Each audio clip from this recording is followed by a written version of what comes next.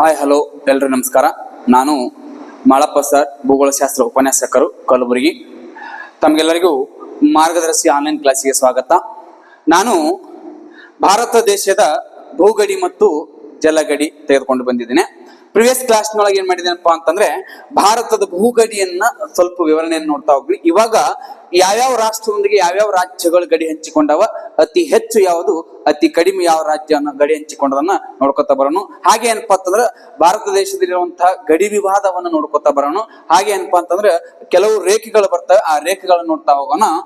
Okay, S, Bharat ದೇಶದ ಭೂಗಡಿ ಮತ್ತು ಜಲಗಡಿ. Okay, yes, ಇಲ್ಲಿ ನೋಡ್ರಿ, ಭಾರತ ದೇಶದ ಭೂಗಡಿ. ಮೊದಲನೇದಾಗಿ ಭಾರತ ದೇಶದ ಭೂಗಡಿ ನೋಡ್ತಾ ಬರೋಣ. ಪ್ರಿವಿಯಸ್ ಕ್ಲಾಸ್ ಆಗಿ ಹೇಳಿದೆ ನಾನು, ಭಾರತ ದೇಶದೊಂದಿಗೆ ಒಟ್ಟು 7 ರಾಷ್ಟ್ರಗಳು ಗಡಿ ಹಂಚಿಕೊಂಡಿವೆ ಅಂತ ಹೇಳಿ. ಅಂದ್ರೆ ಭಾರತ ದೇಶವು 7 ರಾಷ್ಟ್ರದೊಂದಿಗೆ ಗಡಿ ಹಂಚಿಕೊಂಡಿದ್ದು. ಆ 7 ರಾಷ್ಟ್ರಗಳು ಯಾವ್ಯಾವಪ್ಪ ಅಂತಂದ್ರೆ ಇದೆ ನೋಡಿ. ಒಂದು ಅಫ್ಘಾನಿಸ್ತಾನ್, ಇನ್ನೊಂದು ಪಾಕಿಸ್ತಾನ್, ಚೀನಾ, ನೇಪಾಳ್, ಭೂತಾನ್, ಮಯನ್ಮಾರ್, ಬಾಂಗ್ಲಾದೇಶ. ಹಾಗಾದ್ರೆ 7 ದೇಶದೊಂದಿಗೆ ಭಾರತವು ಗಡಿ ಹಂಚಿಕೊಂಡಿದ್ದು. ಹಾಗಾದ್ರೆ ಭಾರತದ ಒಟ್ಟು ಭೂಗಡಿ ಎಷ್ಟು ಅಂತಂದ್ರ ಪ್ರೀವಿಯಸ್ ಕ್ಲಾಸ್ನಾಗ ನಾ ಹೇಳಿದೀನಿ. ಅದು ಎಷ್ಟದಪ್ಪ ಅಂತಂದ್ರೆ 15,200 ಕಿಲೋಮೀಟರ್ ಭಾರತ ದೇಶದ ಒಟ್ಟು ಭೂಗಡಿಯಾಗಿದೆ. ಈಗ ಒಂದೊಂದು ರಾಷ್ಟ್ರವು ನಮ್ಮ ಭಾರತದೊಂದಿಗೆ ಯಾವ್ಯಾವ ರಾಜ್ಯದೊಂದಿಗೆ ಗಡಿ ಹಂಚಿಕೊಂಡಿದೆ, ಎಷ್ಟು ಕಿಲೋಮೀಟರ್ ಗಡಿ ಹಂಚಿಕೊಂಡಿದೆ ಅಂತ ನಾವು ನೋಡ್ತಾ ಬರೋಣ. ಎಸ್, ಹಾಗಾದ್ರೆ ಮೊದಲಿಗೆ ಅಫ್ಘಾನಿಸ್ತಾನ್. ಭಾರತ ದೇಶದೊಂದಿಗೆ ಅತಿ ಕಡಿಮೆ ಗಡಿ ಹಂಚಿಕೊಂಡ ರಾಷ್ಟ್ರ ಅಫ್ಘಾನಿಸ್ತಾನ್. ನೋಡಿ, ಭಾರತ ದೇಶದೊಂದಿಗೆ ಅತಿ ಕಡಿಮೆ ಗಡಿ ಹಂಚಿಕೊಂಡ ರಾಷ್ಟ್ರ ಅಫ್ಘಾನಿಸ್ತಾನ್. ಆದರೆ ಎಷ್ಟು ಕಿಲೋಮೀಟರ್ ಅಂತ ಕೇಳಿದ್ರೆ 80 ಕಿಲೋಮೀಟರ್. ಎಷ್ಟು? 80 ಕಿಲೋಮೀಟರ್. ಹಾಗಾದ್ರೆ ಭಾರತ ದೇಶದೊಂದಿಗೆ ಅತಿ ಕಡಿಮೆ ಗಡಿ ಹಂಚಿಕೊಂಡ ರಾಷ್ಟ್ರ ಅಫ್ಘಾನಿಸ್ತಾನ, 80 ಕಿಲೋಮೀಟರ್. ಹಾಗಾದ್ರೆ ಯಾವ ಪ್ರದೇಶದೊಂದಿಗೆ ಗಡಿ ಹಂಚಿಕೊಂಡದ ಅಂತ ಕೇಳಿದ್ರ ಅದು ಭಾರತ ದೇಶದ ಅತಿ ದೊಡ್ಡ ಕೇಂದ್ರಾಡಳಿತ ಪ್ರದೇಶವಾದ ಲಡಾಖ್ದೊಂದಿಗೆ ಗಡಿ ಹಂಚಿಕೊಂಡಿದೆ. ಯಾವುದು? ಲಡಾಖಿನೊಂದಿಗೆ ಗಡಿ ಹಂಚಿಕೊಂಡಿದೆ. ಇಲ್ಲಿ ನೆನಪಿಡುವ ಸ್ನೇಹಿತರೆ, ಭಾರತ ಮತ್ತು ಅಫ್ಘಾನಿಸ್ತಾನ್ ಬೇರ್ಪಡಿಸುವ ಗಡಿ ರೇಖೆ ಯಾವುದು? ಬಹಳ ಸಾರಿ ಕ್ವಶನ್ ಕೇಳ್ಯಾನ. ಇವನ್ PC ಹಿಡ್ಕೊಂಡು ಏನಪ್ಪಾ ಅಂತಂದ್ರೆ KSP ತನಕ ಮತ್ತು KPSC ಎಕ್ಸಾಮ್ ಹಲವಾರು ಬಾರಿ ಕೇಳ್ಯಾನ. ಅದು ಯಾವ್ದಪ್ಪ ಅಂತಂದ್ರೆ ಭಾರತ ಮತ್ತು ಅಫ್ಘಾನಿಸ್ತಾನ್ ಬೇರ್ಪಡಿಸುವ ಗಡಿ ರೇಖೆ ಯಾವುದು? ಡುರ್ಯಾಂಡೋ. ಯಾವುದು? ಡುರ್ಯಾಂಡೋ.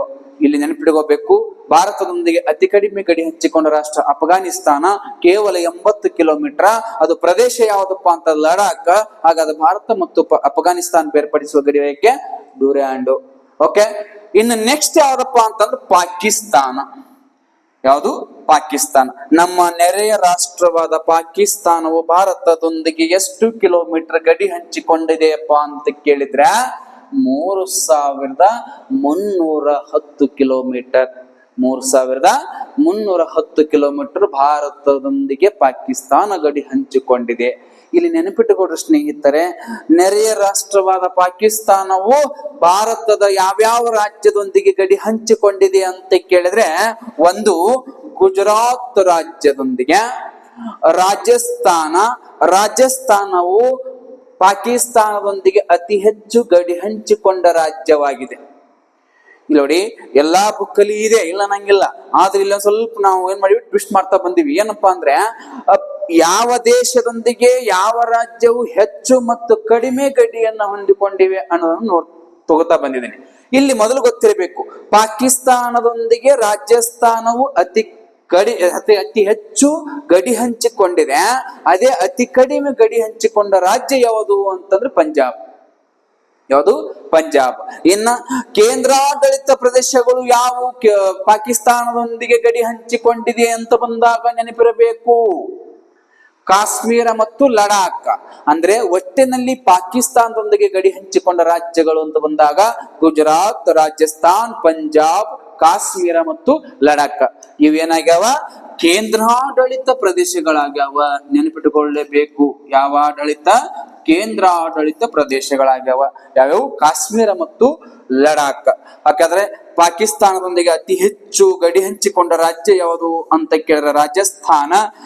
ಪಾಕಿಸ್ತಾನದೊಂದಿಗೆ ಅತಿ ಕಡಿಮೆ ಗಡಿ ಹಂಚಿಕೊಂಡ ರಾಜ್ಯ ಯಾವ್ದಪ್ಪ ಅಂತಂದ್ರೆ ಪಂಜಾಬ್.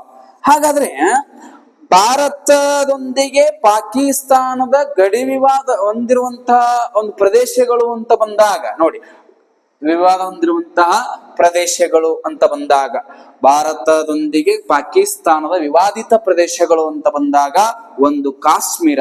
ನಿಮ್ಗೆ ಈಗಾಗಲೇ ಗೊತ್ತಿರಬೇಕು, POK ಅಂತೇಳಿ, ಪಾಕ್ ಆಕ್ರಮಿತ ಕಾಶ್ಮೀರ ಇದೆ, ಹೌದಾ? ಹಾಗಾದ್ರೆ ವಿವಾದಿತ ಪ್ರದೇಶಗಳು ಕಾಶ್ಮೀರ. ಸರ್ ಕ್ರೀಕ್ ಎಲ್ಲಿ ಕಂಡು ಬರುತ್ತದೆ ಅಂತ ಕೇಳಿ ಗುಜರಾತ್ ರಾಜ್ಯದ ತುತ್ತ ತುದಿಯಾಗಿದೆ. ಇನ್ನ ಬಗ್ಲಿಹಾರ, ಇದೊಂದು ವಿದ್ಯುತ್ ಯೋಜನೆ ಇದೆ. ಈ ವಿದ್ಯುತ್ ಯೋಜನೆ ಏನಪ್ಪಾ ಅಂತಂದ್ರೆ ಭಾರತ ಮತ್ತು ಪಾಕಿಸ್ತಾನ ನಡುವೆ ವಿವಾದವನ್ನು ಕಂಡು ಬರ್ತದೆ. ನೆಕ್ಸ್ಟ್ ಕಚ್ ಪ್ರದೇಶ ನೋಡಿ, ಕಚ್ ಪ್ರದೇಶ ಇದನ್ನು ಕೂಡ ಗುಜರಾತ್ ರಾಜ್ಯದಲ್ಲಿ ಕಂಡು ಬರ್ತದ. ಇನ್ನು ಗಿಲ್ಗಿಟ ಅಂತಿದೆ, ಗಿಲ್ಗಿಟ ಇದು ಕೂಡ ಏನಪ್ಪಾ ಅಂತಂದ್ರೆ ಜಮ್ಮು ಕಾಶ್ಮೀರದಲ್ಲಿ ಕಂಡು ಬರುವಂತಹ ಒಂದು ಪ್ರದೇಶವಾಗಿದೆ. ಹಾಗಾದ್ರೆ ಪಾಕಿಸ್ತಾನದೊಂದಿಗೆ ವಿವಾದ ಇರುವಂತ ಪ್ರದೇಶಗಳು ಕಾಶ್ಮೀರ, ಸರ್ ಕ್ರೀಕ್, ಬಗ್ಲಿಹಾರ, ಕಚ್ಚ ಮತ್ತು ಗಿಲ್ಗಿಟ. ಹಾಗಾದ್ರೆ ನೆನಪಿಟ್ಟುಕೊಳ್ಳಿ ಸ್ನೇಹಿತರೆ, ಭಾರತ ಮತ್ತು ಪಾಕಿಸ್ತಾನ ಬೇರ್ಪಡಿಸುವ ಗಡಿ ರೇಖೆ ಯಾವುದು? ಭಾರತ ಮತ್ತು ಪಾಕಿಸ್ತಾನ ಬೇರ್ಪಡಿಸುವ ಗಡಿ ರೇಖೆ ಯಾವದಪ್ಪ ಅಂತ ಕೇಳಿದ್ರ ಅದನ್ನೇ ಯಾವದಪ್ಪ ಅಂತಂದ್ರ ರ್ಯಾಡ್ ಕ್ಲಿಪ್. ನೋಡಿ, ರ್ಯಾಡ್ ಕ್ಲಿಪ್ ಯಾವುದು? ಭಾರತ ಮತ್ತು ಪಾಕಿಸ್ತಾನ ಬೇರ್ಪಡಿಸುವ ಗಡಿ ರೇಖೆ ಯಾವದಪ್ಪ ಅಂತಂದ್ರೆ ಯಾವುದು? ಗಡಿ ರೇಖೆ ರ್ಯಾಡ್ ಕ್ಲಿಪ್. ಎಸ್, ಯಾವ್ದದು? ರ್ಯಾಡ್ ಕ್ಲಿಪ್ ಅಂತೇಳಿ.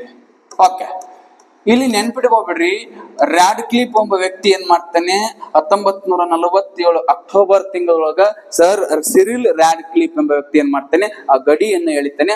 ಅವನ ನೆನಪಿಗೋಸ್ಕರವಾಗಿ ರ್ಯಾಡ್ ಕ್ಲಿಪ್ ಗಡಿ ರೇಖೆ ಅಂತ ಕರೀತಾರೆ. ಭಾರತ ಮತ್ತು ಪಾಕಿಸ್ತಾನದ ಮಧ್ಯೆ ಗಡಿ ರೇಖೆ ಯಾವ್ದಪ್ಪ ಅಂತ ರ್ಯಾಡ್ ಕ್ಲಿಪ್ ಗಡಿ ರೇಖೆ ಆಗಿದೆ. ಇನ್ನೊಂದು ನೆನ್ಪಿಟ್ಕೊಡ್ರಿ, ಭಾರತ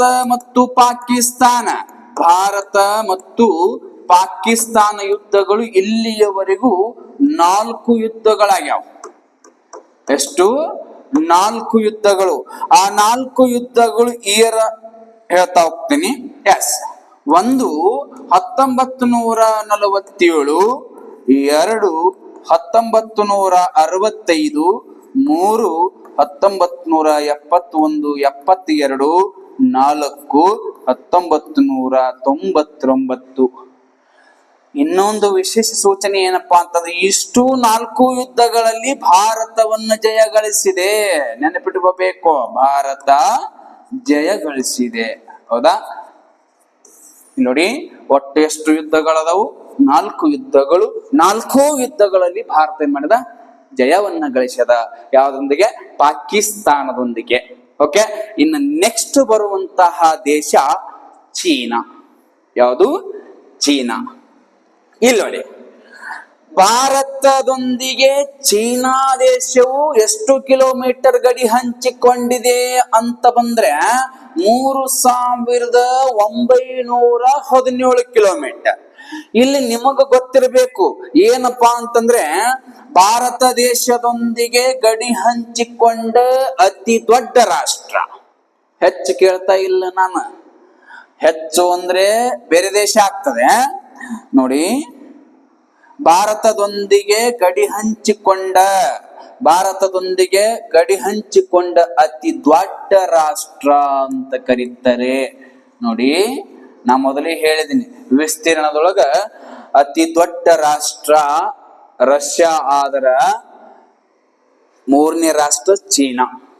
ನೋಡಿ, ಏಷ್ಯಾ ಖಂಡದಲ್ಲಿ ಅತಿ ದೊಡ್ಡ ರಾಷ್ಟ್ರ ರಷ್ಯಾ, 2ನೇದು ಚೀನಾ, 3ನೇದು ಭಾರತ. ಹಾಗಾದ್ರೆ ಭಾರತದೊಂದಿಗೆ ಗಡಿ ಹಂಚಿಕೊಂಡ ಅತಿ ದೊಡ್ಡ ರಾಷ್ಟ್ರ. ನೀವು ಯಾವುದೇ ಕಾರಣಕ್ಕೂ ಏನ್ ಮಾಡಬಾರ್ದು, ಹೆಚ್ಚು ತಿಳ್ಕೋಬಾರ್ದು. ಹೆಚ್ಚು ಅಂದ್ರೆ ಬಾಂಗ್ಲಾದೇಶ ಆಗುತ್ತೆ. ಅತಿ ದೊಡ್ಡ ರಾಷ್ಟ್ರ ಅಂತಂದ್ರೆ ಯಾವುದು? ಚೀನಾ. ಸ್ನೇಹಿತರೆ ನೆನಪಿಟ್ಕೋಬೇಕು, ಮೋಸ್ಟ್ ಇಂಪಾರ್ಟೆಂಟ್. ಇನ್ನೊಂದು, ಭಾರತ ದೇಶದೊಂದಿಗೆ ಗಡಿ ಹಂಚಿಕೊಂಡ ಅತಿ ಹೆಚ್ಚು ಗಡಿ ಹಂಚಿಕೊಂಡ ಎಷ್ಟನೇ ರಾಷ್ಟ್ರ ಇದು? 2ನೇ ರಾಷ್ಟ್ರ. ಭಾರತ ದೇಶದೊಂದಿಗೆ ಅತಿ ಹೆಚ್ಚು ಗಡಿ ಹಂಚಿಕೊಂಡ ಎಷ್ಟನೇ ರಾಷ್ಟ್ರ? 2ನೇ ರಾಷ್ಟ್ರ. ಒಂದನೇದು ಬಾಂಗ್ಲಾದೇಶ. ಹಾಗಾದ್ರೆ ಇಲ್ಲಿ ನೆನ್ಪಿಟ್ಕೋಬೇಕು, ಹೆಚ್ಚು ಬ್ಯಾರೆ ದೊಡ್ಡದು ಬ್ಯಾರೆ. ಹೆಚ್ಚಂದ್ರೆ ಎಷ್ಟನೇ ಸ್ಥಾನ? 2ನೇ ಸ್ಥಾನ. ದೊಡ್ಡದು ಅಂದ್ರೆ ಒಂದನೇದು. ಅತಿ ದೊಡ್ಡ ರಾಷ್ಟ್ರ ಚೀನಾ. ಓಕೆ, ಹಾಗಾದ್ರೆ ಚೀನಾ ದೇಶವು ಭಾರತದೊಂದಿಗೆ ಯಾವ್ಯಾವ ರಾಜ್ಯದೊಂದಿಗೆ ಗಡಿ ಹಂಚಿಕೊಂಡಿದೆ ಮತ್ತು ಆ ದೇಶದ ವಿವಾದಿತ ಸ್ಥಳಗಳು ಯಾವುವು ಅನ್ನೋದನ್ನು ಗೊತ್ತಿರಬೇಕು. ಇಲ್ಲಿ ನೋಡಿ, ಚೀನಾ ದೇಶವು ಭಾರತದೊಂದಿಗೆ ಗಡಿ ಯಾವ್ಯಾವ ರಾಜ್ಯದೊಂದಿಗೆ ಗಡಿ ಹಂಚಿಕೊಂಡದಪ್ಪ ಅಂದ್ರೆ, ಒಂದು ಲಡಾಖ್, ಎರಡನೇದು ಹಿಮಾಚಲ್ ಪ್ರದೇಶ, ಉತ್ತರಾಖಂಡ, ಸಿಕ್ಕಿಂ, ಅರುಣಾಚಲ್ ಪ್ರದೇಶ. ನೋಡಿ, ಭಾರತದೊಂದಿಗೆ ಚೀನಾ ಗಡಿ ಹಂಚಿಕೊಂಡಂತಹ ಕೆಲವು ರಾಜ್ಯಗಳು ಯಾವ್ಯಾವು ಅಂತ ಕೇಳಿದ್ರೆ ಲಡಾಖ್, ಹಿಮಾಚಲ್ ಪ್ರದೇಶ್, ಉತ್ತರಾಖಂಡ್, ಸಿಕ್ಕಿಂ, ಅರುಣಾಚಲ್ ಪ್ರದೇಶ. ಇದರೊಳಗ ಅತಿ ಹೆಚ್ಚು ಚೀನಾದೊಂದಿಗೆ ಗಡಿ ಹಂಚಿಕೊಂಡ ರಾಜ್ಯ ಯಾವುದು ಅಂತ ಕೇಳಿದ್ರೆ ಅದು ಯಾವ್ದಪ್ಪ ಅಂದ್ರೆ ಅರುಣಾಚಲ್ ಪ್ರದೇಶ್. ಅತಿ ಕಡಿಮೆ ಗಡಿ ಹಂಚಿಕೊಂಡಂತ ರಾಜ್ಯ ಯಾವುದು? ಸಿಕ್ಕಿಂ. ಅತಿ ಕಡಿಮೆ ಸಿಕ್ಕಿಮು, ಅತಿ ಹೆಚ್ಚು ಅರುಣಾಚಲ್ ಪ್ರದೇಶ್. ಇದು ನೆನ್ಪಿಟ್ಕೋಬೇಕು ಮೈಂಡ್ ಅಲ್ಲಿ. ಹಾಗಾದ್ರೆ ಭಾರತದಲ್ಲಿರುವಂತಹ ಕೆಲವು ಪ್ರದೇಶಗಳು ಚೀನಾವನ್ನ ವಿವಾದವನ್ನ ಮಾಡ್ತಾ ಬಂದಿದೆ. ಹಾಗಾದ್ರೆ ಆ ವಿವಾದಿತ ಸ್ಥಳಗಳು ಅಂತ ನೋಡ್ಕೊಂಡು ಬರೋಣ. ಆ ವಿವಾದಿತ ಸ್ಥಳಗಳು ಯಾವ್ದಪ್ಪ ಅಂತಂದ್ರೆ, ಒಂದು ಅಕ್ಷಾಯ್ ಚೀನಾ ಅಂತೇಳಿ. ಅಕ್ಷಾಯ್ ಚೀನಾ ಅಂತೇಳಿ ಭಾರತದೊಂದಿಗೆ 1962 ಚೀನಾ ಏನ ಮಾಡ್ತದೆ? ಯುದ್ಧವನ್ನ ಮಾಡ್ತದೆ. ಹೌದಾ? ಚೀನಾ ಯುದ್ಧವಾಗುತ್ತದೆ. ಯಾವ ವರ್ಷ? 1962. 1962 ಚೀನಾವನ್ನು ಯುದ್ಧವನ್ನು ಮಾಡ್ತದೆ. ಯುದ್ಧವನ್ನು ಮಾಡಿ ಅಕ್ಷಾಯ್ ಚೀನಾವನ್ನ ವಶಪಡಿಸಿಕೊಳ್ಳುತ್ತದೆ. ಹಾಗಾದ್ರೆ ನಾವೇನ್ ಹೇಳ್ತೀವಪ್ಪ ಅಂತಂದ್ರೆ, ಅದು ನಮಗೆ ಸಂಬಂಧಪಟ್ಟದ ನಮ್ಮ ಒಂದು ಪ್ರದೇಶ ಅಂತ ನಾವೇನ್ ಮಾಡ್ತೇವಿ? ವಿವಾದವನ್ನು ಮಾಡ್ತೇವೆ. ಅದನ್ನು ಕೂಡ ವಿವಾದ ಈಗಲೂ ಕೂಡ ಇದೆ. ಇನ್ನ ಪ್ಯಾಂಗಾಂಗ್ಸೋ ಸರೋವರ, ಪ್ಯಾಂಗಾಂಗ್ಸೋ ಸರೋವರ, ಈ ಪ್ಯಾಂಗಾಂಗ್ಸೋ ಸರೋವರ ಇದೆಯಲ್ಲ ಸ್ನೇಹಿತರೆ, ಇದು ಇಂಪಾರ್ಟೆಂಟ್ ನೋಡ್ರಿ. ಪ್ಯಾಂಗಾಂಗ್ಸೋ ಸರೋವರ ಎಲ್ಲಿ ಕಂಡು ಬರ್ತದಪ್ಪ ಅಂತಂದ್ರ ಅಕ್ಷಾಯ್ ಚೀನಾದಲ್ಲಿ. ನೋಡಿ, ಎಲ್ಲದು? ಅಕ್ಷಾಯ್ ಚೀನಾದಲ್ಲಿ ಕಂಡು ಬರುತ್ತದೆ. ಅಕ್ಷಾಯ್ ಚೀನಾ. Okay, yes. ಇಲ್ಲಿ ಕಂಡು ಬರುವಂತದ್ದು ಯಾವುದು? ಸರೋವರ ಪ್ಯಾಂಗಾಂಗ್ ಸರೋವರ. ಇಲ್ಲಿ ಏನಿದೆಪ್ಪ, ಈ ಸರೋವರ ಇದೆಯಲ್ಲ ಸಂಪೂರ್ಣವಾಗಿ 75 ಭಾಗ ಚೀನಾ ಪ್ರದೇಶದಲ್ಲಿ ಕಂಡು ಬಂದ್ರೆ, ಉಳಿದ ಪ್ರದೇಶ ಏನಪ್ಪಾ ಅಂತಂದ್ರೆ ಭಾರತದಲ್ಲಿ ಕಂಡು ಬರುತ್ತದೆ. ಉಳಿದ ಪ್ರದೇಶ ಭಾರತದಲ್ಲಿ ಕಂಡು ಬರುವುದರಿಂದಾಗಿ ಚೀನಾ ಏನು ಮಾಡ್ತದೆ? ಈ ಒಂದು ಪ್ಯಾಂಗಾಂಗ್ಸ ಸರೋವರ ನಮಗೆ ಸಂಬಂಧಪಟ್ಟಿದೆ ಅಂತ ವಿವಾದವನ್ನ ಮಾಡ್ತದೆ. ಏನ್ ನೆಕ್ಸ್ಟ್ ಯಾವ್ದಪ್ಪ ಅಂತ, ನಥುಲಾ ಕಣಿವೆ. ಯಾವ ಕಣಿವೆ? ನಥುಲಾ ಕಣಿವೆ. ಇದು ಭಾರತದ ಸಿಕ್ಕಿಂ ರಾಜ್ಯ ಮತ್ತು ಚೀನಾದ ನಡುವೆ ಸಂಪರ್ಕವನ್ನು ಕಲ್ಪಿಸುತ್ತದೆ. ಭಾರತದ ಸಿಕ್ಕಿಂ ರಾಜ್ಯ ಮತ್ತು ಚೀನಾದ ನಡುವೆ ಸಂಪರ್ಕವನ್ನು ಕಲ್ಪಿಸ್ತಾ ಹೋಗ್ತದೆ. ಯಾವುದು? ನಥುಲಾ ಕಣಿವೆ. ಅನಾದಿ ಕಾಲದಲ್ಲಿ ನಥುಲಾ ಕಣಿವೆಯನ್ನು ರೇಷ್ಮೆ ಪಾಸ್ ಅಂತ ಕರೆಯುತ್ತಾರೆ. ಹೌದಾ? ಯಾಕಂತಂದ್ರ ಅವಾಗ ಪೂರ್ವ ಕಾಲದೊಳಗೆ ಏನಪ್ಪಾ ಅಂತಂದ್ರೆ ರೇಷ್ಮೆಯನ್ನ ಇದೇ ಕಣಿವೆ ಮುಖಾಂತರ ರಫ್ತು ಮಾಡ್ತಿದ್ರು ಚೀನಾದವರು ಅಂತೇಳಿ. ಓಕೆನಾ? ಎಸ್. ಇನ್ನು ನೆಕ್ಸ್ಟ್ ಡೋಕ್ಲಾಮ್ ಕಣಿವೆ ಅಂತೇಳಿ. ಡೋಕ್ಲಾಮ್ ಕಣಿವೆ. ಈ ಡೋಕ್ಲಾಮ್ ಕಣಿವೆ ಇದೆಯಲ್ಲ, ಇದನ್ನು ಕೂಡ ಏನಪ್ಪಾ ಅಂತಂದ್ರ ಭಾರತದ ಸಿಕ್ಕಿಂ ರಾಜ್ಯ ಮತ್ತು ಇಲ್ಲಿ ನೋಡಿ ಭಾರತ, ಭೂತಾನ್ ಮತ್ತು ಚೀನಾವನ್ನು ಸಂಪರ್ಕಿಸ್ತದ. ಅದನ್ನು ಕೂಡ ಏನು ಹೇಳ್ತದೆ? ಚೀನಾ ಇದು ನಮಗೆ ಸಂಬಂಧಪಟ್ಟಿದೆ ಅಂತ ಹೇಳ್ತದೆ. ಇನ್ನು ನೆಕ್ಸ್ಟ್ ಯಾವ್ದಪ್ಪ ಅಂತಂದ್ರೆ ಅರುಣಾಚಲ್ ಪ್ರದೇಶ. ಅರುಣಾಚಲ್ ಪ್ರದೇಶ ಇದೆಯಲ್ಲ, ಈ ಅರುಣಾಚಲ್ ಪ್ರದೇಶ ರಾಜ್ಯವು ಅವಾಗವಾಗ ಏನು ಮಾಡ್ತದೆ? ಚೀನಾ ಇದ್ರ ಮೇಲೆ ದಾಳಿ ಮಾಡ್ತಾ ಬರ್ತದೆ. ಅಂದ್ರೆ ನಮ್ಮ ಪ್ರದೇಶ ಅಂತ ಹೇಳ್ತಾ ಹೋಗ್ತದೆ. ಹಾಗಾಗಿ ಚೀನಾ ದೇಶದೊಂದಿಗೆ ಇರುವಂತಹ ವಿವಾದಿತ ಸ್ಥಳಗಳು ಯಾವ್ಯಾವಪ್ಪ ಅಂದ್ರೆ ಅಕ್ಷಾಯ್ ಚೀನಾ, ಪ್ಯಾಂಗಾಂಗ್ಸೋ ಸರೋವರ, ನಥುಲಾ ಕಣಿವೆ, ಮತ್ತೇನಪ್ಪಾ ಅಂತ ಡೋಕ್ಲಾಮ್ ಕಣಿವೆ, ಹಾಗೆ ಅರುಣಾಚಲ್ ಪ್ರದೇಶ. ಓಕೆನಾ? ಹಾಗಾದ್ರೆ ಭಾರತ ಮತ್ತು ಚೀನಾ ಯುದ್ಧ ನಡೆದ ವರ್ಷ ಯಾವ್ದಪ್ಪ ಅಂತಂದ್ರ ಅದು 1962. ನೆಕ್ಸ್ಟ್ ನೇಪಾಳ. ಯಾವುದು? ನೇಪಾಳ. ಭಾರತದೊಂದಿಗೆ ನೇಪಾಳವು 1752 ಕಿಲೋಮೀಟರ್ ಗಡಿ ಹಂಚಿಕೊಂಡಿದೆ. ಇಲ್ಲಿ ನೋಡಿ, ಭಾರತದೊಂದಿಗೆ ನೇಪಾಳವು 1752 ಕಿಲೋಮೀಟರ್ ಗಡಿಯನ್ನು ಹಂಚಿಕೊಂಡಿದೆ. ಹಾಗಾದ್ರೆ ಯಾವ್ಯಾವ ರಾಜ್ಯದೊಂದಿಗೆ ಗಡಿ ಹಂಚಿಕೊಂಡಿದೆ ಅನ್ನೋದನ್ನ ಗೊತ್ತಿರಬೇಕು. ಯಾವ್ಯಾವಪ್ಪ ಅಂತಂದ್ರೆ ಉತ್ತರಾಖಂಡ, ಬಿಹಾರ, ಪಶ್ಚಿಮ ಬಂಗಾಳ ಮತ್ತು ಸಿಕ್ಕಿಂ.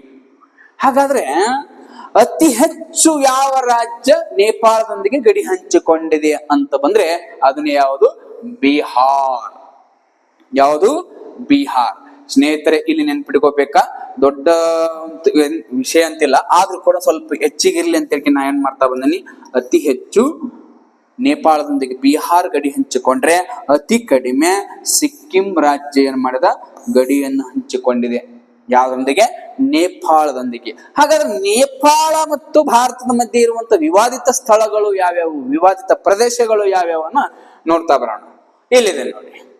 ಎಸ್, ವಿವಾದಿತ ಸ್ಥಳ ಪ್ರದೇಶಗಳು. ಒಂದು ಬಿಹಾರದ ಸುಸ್ತಾ ಪ್ರದೇಶ, ಇನ್ನೊಂದು ಕಾಲಾಪಾನಿ. ಎಲ್ಲಿ ಕಂಡು ಬರ್ತದಪ್ಪ ಅಂತಂದ್ರೆ ಉತ್ತರಾಖಂಡದಲ್ಲೂ ಕಂಡು ಬರ್ತದ. ಇನ್ನೊಂದು ಲಿಪುಲೇಖ ಪಾಸ್, ಲಿಪುಲೇಖ ಕಣಿವೆ ಅಂತೇಳಿ. ಇದು ಏನು ಮಾಡ್ತದ? ಭಾರತ ಮತ್ತು ಟಿಬೇಟ್ ಅಥವಾ ಚೀನಾವನ್ನ ಸಂಪರ್ಕಿಸುತ್ತದೆ. ಯಾವುದದು? ಲಿಪುಲೇಖ ಪಾಸ್. ಈ ಪ್ರದೇಶವನ್ನ ನೇಪಾಳವನ್ನು ವಿವಾದವನ್ನ ಮಾಡ್ಯದ. ಈ ಪ್ರದೇಶ ನಮಗೆ ಸಂಬಂಧಪಟ್ಟಿದೆ ಅಂತೇಳಿ ವಿವಾದವನ್ನ ವ್ಯಕ್ತಪಡಿಸ್ತಾ ಬಂದಿದೆ. ಯಾವುದು? ನೇಪಾಳ. ನೆಕ್ಸ್ಟ್ ಯಾವ್ದಪ್ಪ? ಭೂತಾನ್. ಇಲ್ಲಿ ನೋಡಿ, ಭೂತಾನವು ನೆನಪಿಡುವ ಸ್ನೇಹಿತರೆ ಸೌಹಾರ್ದಯುಕ್ತ ರಾಷ್ಟ್ರ ಎಂದು ಕರೆಯುತ್ತೇವೆ, ತಟಸ್ಥ ರಾಷ್ಟ್ರ ಅಂತ ಕರಿತೀವಿ. ಯಾವುದೇ ರೀತಿಯ ವಿವಾದವನ್ನು ಇರದೇ ಇರುವಂತಹ ರಾಷ್ಟ್ರ ಭೂತಾನ್. ಅಂದ್ರೆ ಭಾರತದೊಂದಿಗೆ ಸ್ನೇಹಮಯವಾಗಿರುವಂತ ರಾಷ್ಟ್ರ ಯಾವ್ದಪ್ಪ? ಭೂತಾನ್. ಹಾಗಾಗಿ ಇಲ್ಲಿ ಯಾವುದೇ ರೀತಿಯ ವಿವಾದವನ್ನು ಕಂಡು ಬಂದಿಲ್ಲ. ಆದ್ರೂ ಕೂಡ ಭೂತಾನವನ್ನ ಭಾರತದೊಂದಿಗೆ 587 ಕಿಲೋಮೀಟರ್ ಗಡಿ ಹಂಚಿಕೊಂಡಿದೆ. 587 ಕಿಲೋಮೀಟರ್ ಗಡಿಯನ್ನು ಹಂಚಿಕೊಂಡಿದೆ ಯಾವ ರಾಷ್ಟ್ರ? ಭೂತಾನ್. ಹಾಗಾದ್ರೆ ಇಲ್ಲಿ ನೆನಪಿಟ್ಕೊಳ್ರಿ, ಭೂತಾನವು ಯಾವ ರಾಜ್ಯದೊಂದಿಗೆ ಗಡಿ ಹಂಚಿಕೊಂಡಿದೆ? ಇದು ಹೊಂದಿಸಿ ಬರೆಯದೆ ಕೊಟ್ಟಿದ್ದಾರೆ, ನೆನ್ಪಿಟ್ಕೊಳ್ಳಿ. ಎಸ್, ಸಿಕ್ಕಿಂ, ಪಶ್ಚಿಮ ಬಂಗಾಳ, ಅಸ್ಸಾಂ, ಇನ್ನೊಂದು ಅರುಣಾಚಲ್ ಪ್ರದೇಶ. ಸರ್, ಇದೇನು ಹೊಸದಲ್ಲ, ಆದ್ರೆ ಇಲ್ಲಿದೆ ನೋಡಿ, ಭೂತಾನವು ಸಿಕ್ಕಿಂ ರಾಜ್ಯವು ಯಾವ ರಾಷ್ಟ್ರದೊಂದಿಗೆ ಹೆಚ್ಚು ಗಡಿ ಹಂಚಿಕೊಂಡಿದೆ? ಎಲ್ಲಿದು? ಭೂತಾನ್. ಹಾಗಾದ್ರೆ ಅತಿ ಹೆಚ್ಚು ಯಾವ ರಾಜ್ಯ ಭೂತಾನದೊಂದಿಗೆ ಗಡಿ ಹಂಚಿಕೊಂಡಿದೆ ಅಂದ್ರೆ ಸಿಕ್ಕಿಂ. ಅತಿ ಕಡಿಮೆ ಯಾವ್ದಪ್ಪ ಅಂತಂದ್ರ ಅಸ್ಸಾಂ ರಾಜ್ಯ. ಅತಿ ಕಡಿಮೆ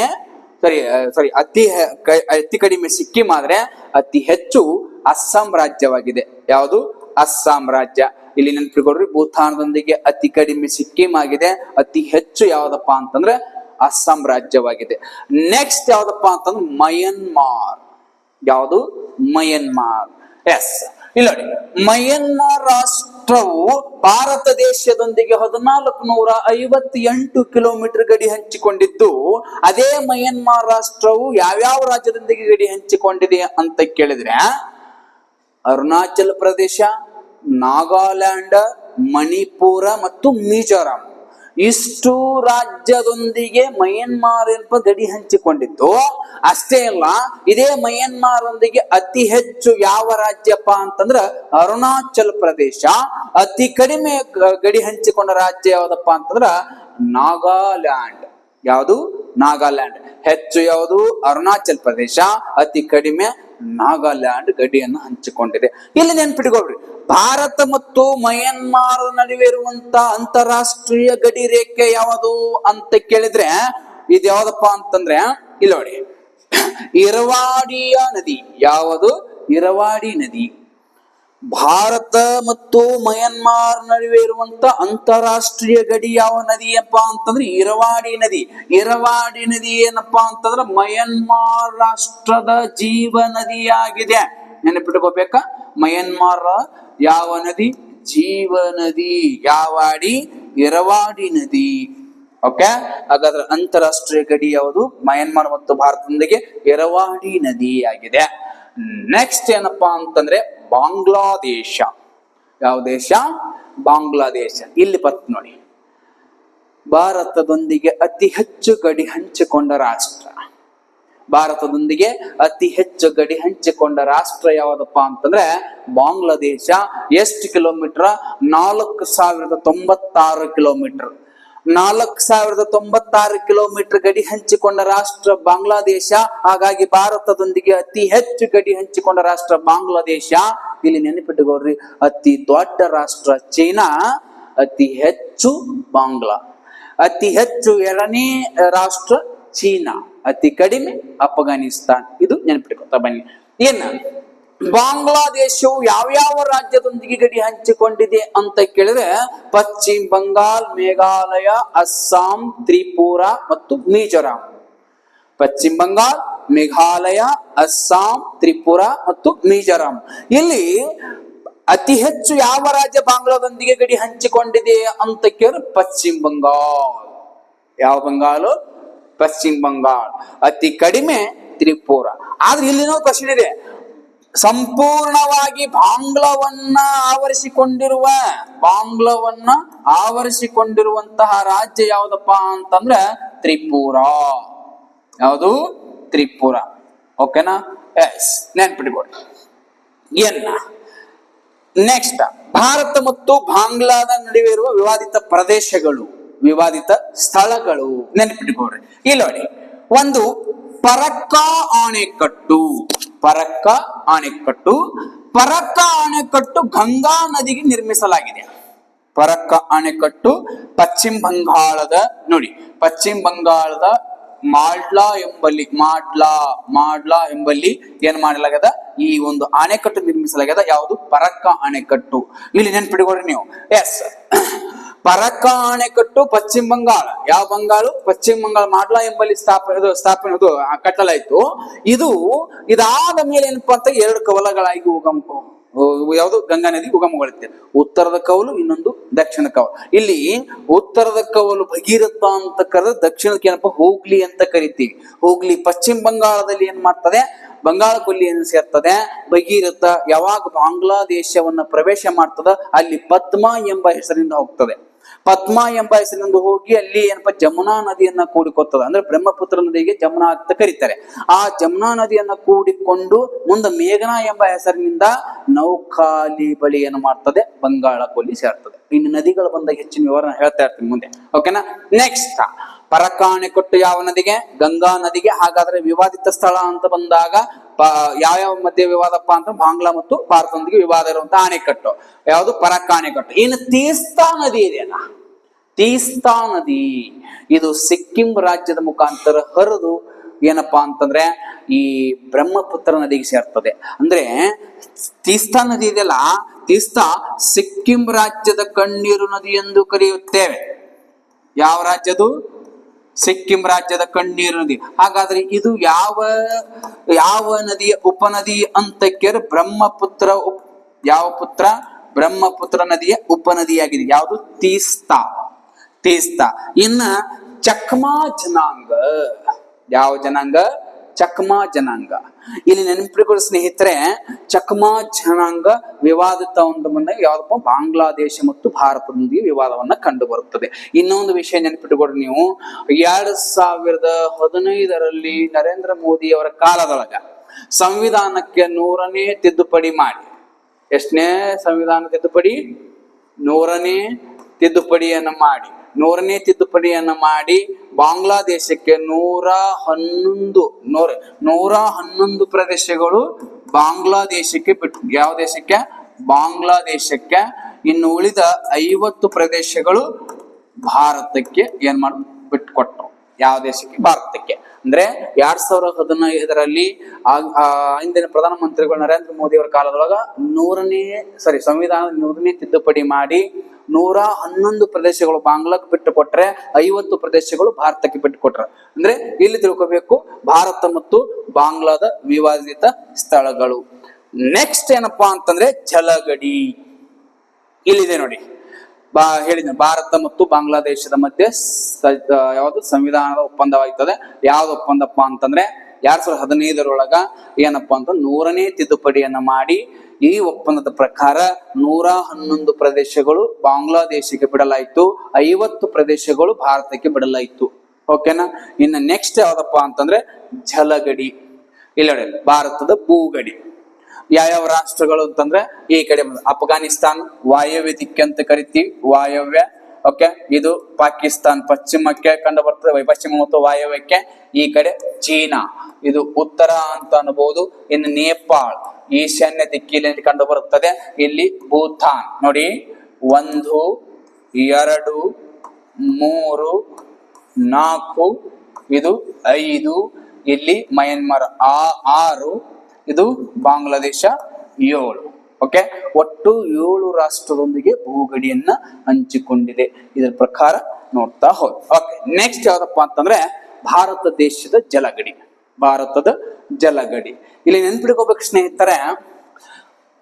ಭಾರತದ ಒಟ್ಟು ಜಲಗಡಿ ಅಂತ ಬಂದ್ರೆ, ಭಾರತದ ಒಟ್ಟು ಜಲಗಡಿ ಅಂತ ಬಂದ್ರೆ ಇಲ್ಲಿ ದ್ವೀಪಗಳನ್ನು ಪರಿಗಣಿಸಿದಾಗ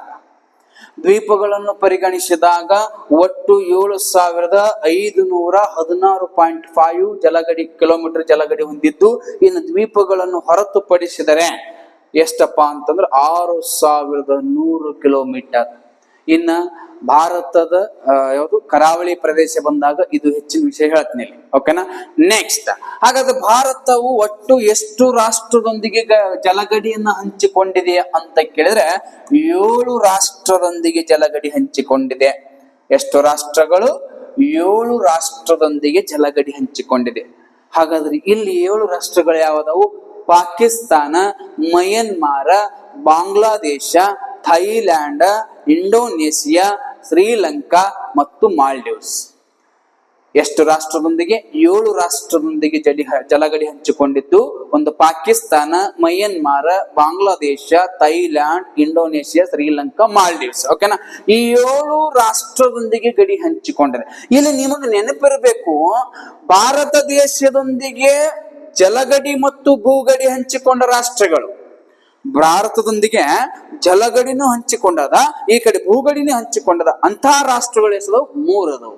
ಯಾವ್ಯಾವಪ್ಪ ಅಂತಂದ್ರೆ ಒಂದು ಪಾಕಿಸ್ತಾನ, ಮಯನ್ಮಾರ, ಇನ್ನೊಂದು ಬಾಂಗ್ಲಾದೇಶ. ಒಂದು ಪಾಕಿಸ್ತಾನ್, ಮಯನ್ಮಾರ್, ಬಾಂಗ್ಲಾದೇಶ ಇವೇನಪ್ಪ ಅಂತ ಇಲ್ಲಿದೆ ನೋಡಿ, ಹೇಳ್ತೀನಿ ನೆಕ್ಸ್ಟ್. ಆಮೇಲೆ ಇಲ್ಲಿ ಬನ್ನಿ, ಇಲ್ಲಿದೆ ನೋಡಿ ಯಾವ್ದಪ್ಪ ಅಂತಂದ್ರೆ ಈ ಭಾಗದೊಳಗ ಭೂಗಡಿನೂ ಹೊಂದದ ಪಾಕಿಸ್ತಾನ, ಈ ಕಡೆ ಬಂದ್ರೆ ಜಲಗಡಿ ಹೊಂದಿದೆ ಯಾವುದು? ಅರಬ್ಬಿ ಸಮುದ್ರ. ಇನ್ನ ಬಾಂಗ್ಲಾದೇಶ ಯಾವ್ದು? ಬಾಂಗ್ಲಾದೇಶ ಈ ಕಡೆ ಭೂಗಡಿನೂ ಹೊಂದ್ಯದ, ಈ ಕಡೆ ಜಲಗಡಿನೂ ಹೊಂದಿಕೊಂಡಿದೆ. ನೆಕ್ಸ್ಟ್ ಮಯನ್ಮಾರ್ ಈ ಕಡೆ ಭೂಭಾಗ ಹೊಂದಿದೆ, ಈ ಭೂಗಡಿ ಅಂದ್ರೆ ಈ ಕಡೆ ಜಲಗಡಿಯನ್ನು ಹಂಚಿಕೊಂಡಿದೆ. ಯಾಕೆ ಮಯನ್ಮಾರ ಅಂತಂದ್ರೆ ಅಂಡಮಾನ್ ನಿಕೋಬಾರ್ಗೆ ಅತಿ ಸಮೀಪ ಇರುವಂತ ರಾಷ್ಟ್ರವಾಗಿದೆ. ಓಕೆನಾ, ಇನ್ನು ನೆಕ್ಸ್ಟ್ ಏನಪ್ಪಾ ಅಂತಂದ್ರೆ ಇಲ್ಲಿ ನೆನ್ಪಿಡ್ಕೊಡ್ರಿ, ಎಸ್, ಭಾರತ ಮತ್ತು ಶ್ರೀಲಂಕಾ ದೇಶದ ಮಧ್ಯೆ ಇರುವಂತಹ ಜಲಗಡಿ ಯಾವುದು? ಭಾರತ ಮತ್ತು ಶ್ರೀಲಂಕಾದ ನಡುವೆ ಇರುವಂತಹ ಜಲಗಡಿ ಯಾವುದು ಅಂತ ಕೇಳಿದ್ರೆ ಪಾಕ್ ಜಲಸಂಧಿ. ಯಾವ ಸಂಧಿ? ಪಾಕ್ ಜಲಸಂಧಿ. ಇಲ್ಲಿದೆ ನೋಡಿ ಈ ಭಾಗದೊಳಗೆ, ಈ ಭಾಗ ಯಾವ್ದು? ಪಾಕ್ ಜಲಸಂಧಿ. ಒಟ್ಟಿನೊಳಗ ಭಾರತದೊಂದಿಗೆ 7 ರಾಷ್ಟ್ರಗಳು ಭೂಗಡಿ ಹೊಂದ್ಯಾವ, ಇನ್ನುಳಿದ 7 ರಾಷ್ಟ್ರಗಳು ಜಲಗಡಿ ಹೊಂದ್ಯಾವ. ಓಕೆ, ಎಲ್ಲರಿಗೂ ಧನ್ಯವಾದಗಳು. ಮುಂದೆ ಎರಡನೇ ಚಾಪ್ಟರ್ ಅನ್ನ ತಗೊಂತ ಬರೋಣ, ಅಂದ್ರೆ 4ನೇ ಭಾಗದೊಳಗ. ಓಕೆ, ತಮ್ಗೆಲ್ಲರಿಗೂ ಧನ್ಯವಾದ, ನಮಸ್ಕಾರ.